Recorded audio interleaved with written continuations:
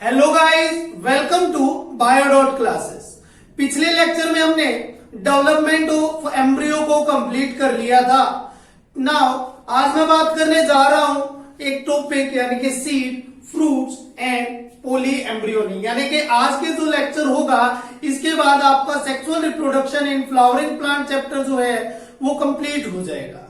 Clear, ध्यान से देखिएगा, इंपॉर्टेंट टॉपिक्स हैं। यहां पर देखिए थोड़े लगता आसान है, टॉपिक बहुत इजी होंगे और है भी इजी, लेकिन इनको समझना होगा कि कैसे क्या क्या हो रहा है इनके अंदर। तो देखिए मैं सबसे पहले बात कर रहा हूं सीड की। अब जो सीड होते हैं आपको पता है सीड क्या होंगे, राइप एंड ओव्यूल।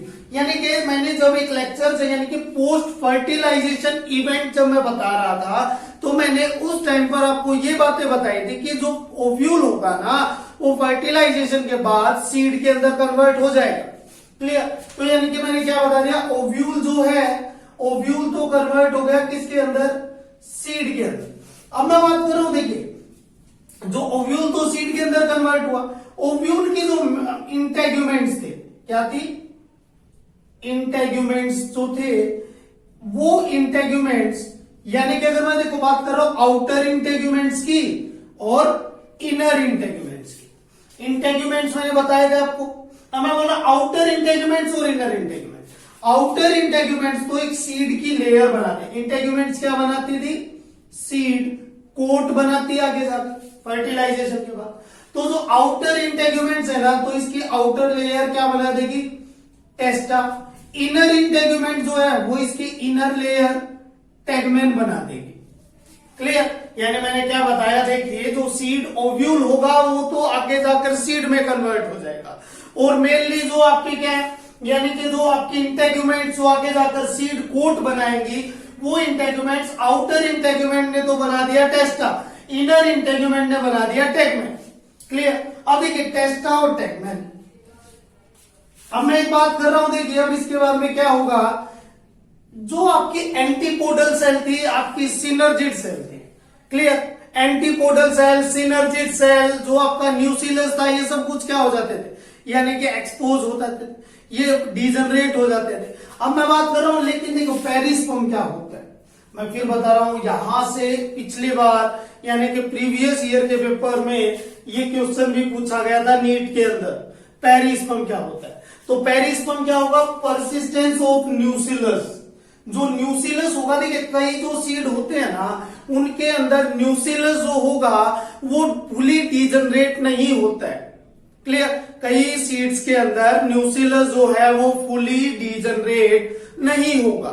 यानी फुली डिजनरेट नहीं होगा तो क्या होगा, मेनली वहां पर वो क्या कर जाएगा, वो कुछ एक न्यूक्लियस जो होगा वो परसिस्ट रह जाएगा उस सीड के अंदर। क्लियर, यानी कुछ न्यूक्लियस अगर परसिस्ट रह रहा है सीड के अंदर तो उसको क्या बोल दिया, पेरिस्पर्म बोल दिया। यानी कि पेरिस्पर्म क्या, persistence of nucleus.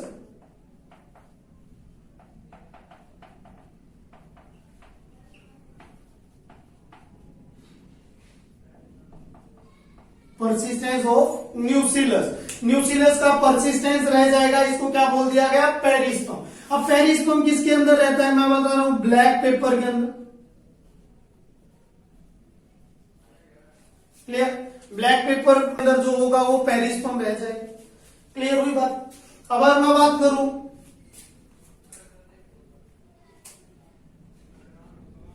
Black pepper, clear. अब देखिए इतना तो आपको ये पता लग गया कि क्या होता है। अब मैं बात कर रहा हूं, देखिए पेरिस्पर्म के बाद में जो सीड होता है ना, सीड के एक पार्ट में माइक्रोपाइलर एंड होगा।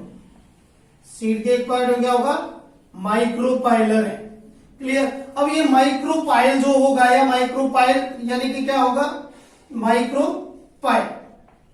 अब ये माइक्रोपाइल क्या होगा, एक ये क्या काम कर रहा था, देखिए माइक्रोपाइल एक छोटा सा होल होगा। जब सीड जर्मिनेट कर रहा है ना तो जर्मिनेशन के टाइम पर मेनली क्या होगा, सीड के अंदर जो वाटर की जरूरत होगी उसको ऑक्सीजन की जरूरत होगी, उसको न्यूट्रिएंट्स की जरूरत होगी।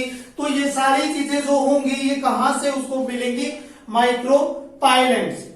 क्लियर, यानी कि अगर मैं बात करूं क्या होगा, देखिए एक बार जो वाटर, क्लियर, जो ऑक्सीजन और जो अदर कंपोनेंट उसको रिक्वायर होंगे वो कहां से एंटर लेंगे, यानी कि कब, ड्यूरिंग जर्मिनेशन।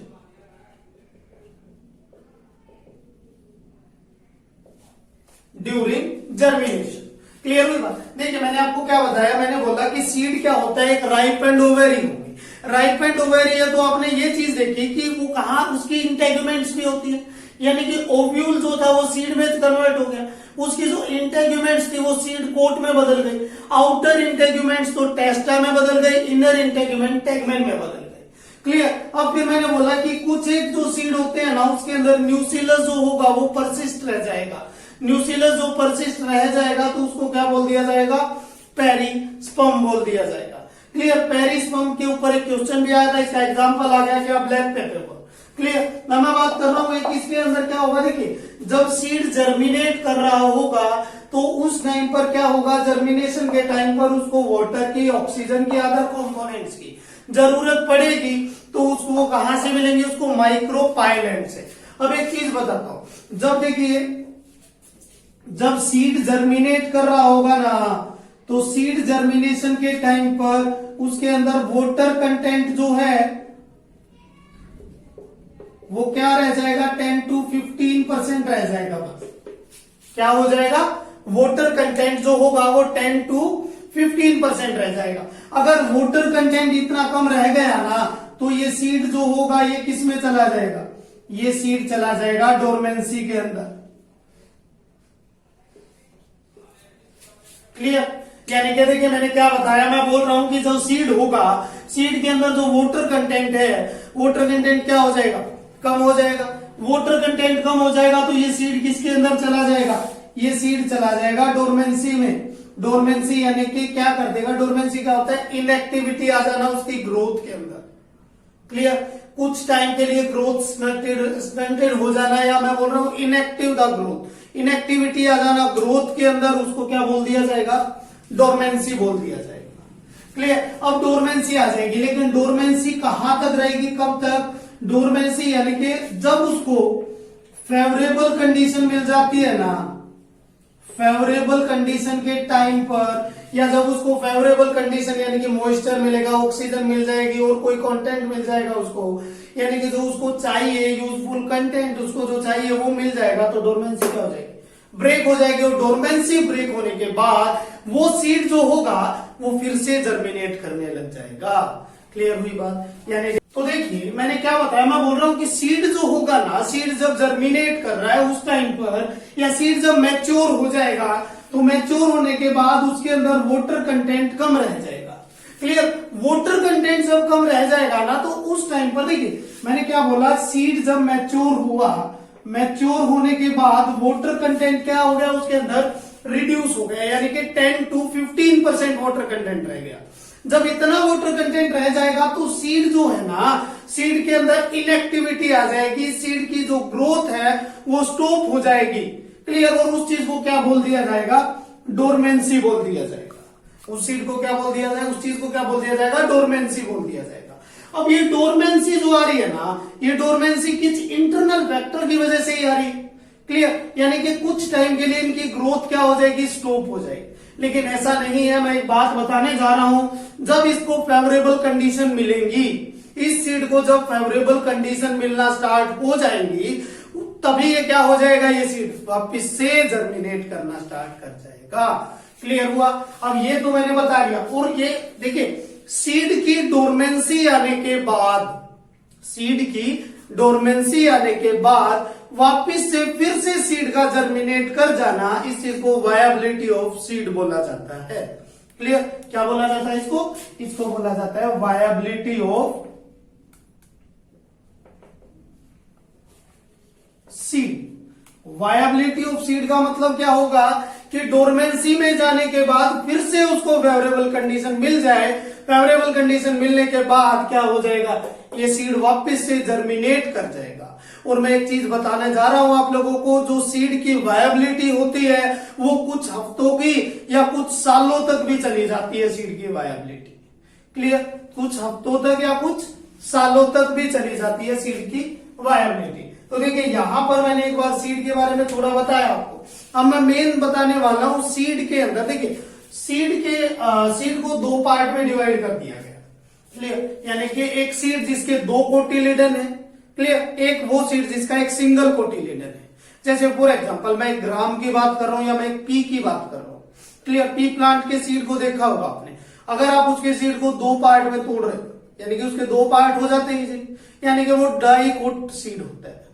जैसे अब मैं राइस की बात कर लूं, वीट की बात कर लूं, राइस और वीट इनको दो पार्ट में नहीं तोड़ा जा सकता मेनली, या ये क्या होते हैं, ये मोनोकोट सीड के अंदर आते हैं। एक बार ये टॉपिक करवाने के बाद मैं सीड को ही थोड़ा सा आगे लेकर चलता हूं। देखिए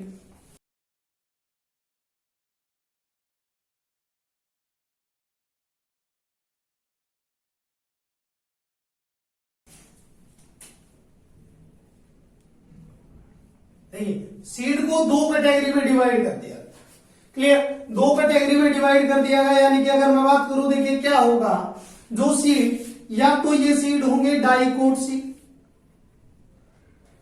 या ये सीड होंगे मोनोकोट सीड। क्लियर, या तो ये होंगे डाइकोट या होंगे ये मोनोकोट सीड। अब देखिए डाइकोट सीड जिसके क्या होंगे, दो कोटिलिडन्स होंगे। मोनोकोट सीड जिसका क्या होगा, सिंगल कोटिलिडन्स होगा। ये दो होंगे। अब देखिए मैं बात कर रहा हूं डाइकोट के अंदर भी दो कैटेगरी आ जाती है। डाइकोट सीड के अंदर भी दो कैटेगरी आ जाती है। कौन सी कौन सी? अब मैं बात कर रहा हूं, देखिए एल्ब्यूमिनस और एक नॉन एल्ब्यूमिनस।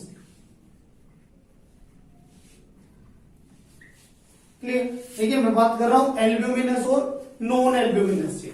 अब मैंने इन एल्ब्यूमिनस और नॉन एल्ब्यूमिनस को कैसे डिवाइड किया है, देखिए मैं बात कर रहा हूं क्या होगा, एल्ब्यूमिनस सीड वो सीड होते हैं जिसके अंदर एंडोस्पर्म जो होगा वो परसिस्ट रह जाएगा।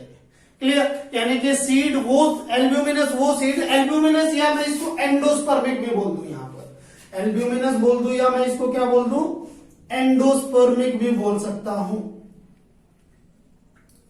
क्लियर, एंडोस्पर्मिक सीड वो सीड होते हैं जिनके अंदर एंडोस्पर्म जो होगा वो रिमेन रह जाएगा। क्लियर, उनको डाइकोट एंडोस्पर्मिक सीड बोल दिया जाता है। क्लियर, इसके अंदर एग्जांपल क्या रख सकते हो, अगर मैं बात करूं इसके अंदर एग्जांपल की, तो कैस्टर जो होगा वो कैस्टर क्या होता है, एल्ब्यूमिनस सीड होता है। क्लियर, अब अगर मैं बात करूं नॉन एल्ब्यूमिनस की, नॉन एल्ब्यूमिनस को क्या बोल दिया जाता है, एक एक्स एल्ब्यूमिनस भी बोल दिया जाता है। और एक्स एल्ब्यूमिनस इसी को एक और नाम दे दिया जाता है नॉन एंडोस्पर्मिक सीड। देखिए मैंने क्या बताया, मैं बता रहा हूं आपको मेनली सीड जो होगा उसको दो कैटेगरी में डिवाइड कर दिया गया on the basis of their cotyledons. Cotyledons के बेसिस पर डाइकोट सीड जिसके दो कोटिलिडन होंगे, मोनोकोट सीड जिसका सिंगल कोटिलिडन होगा।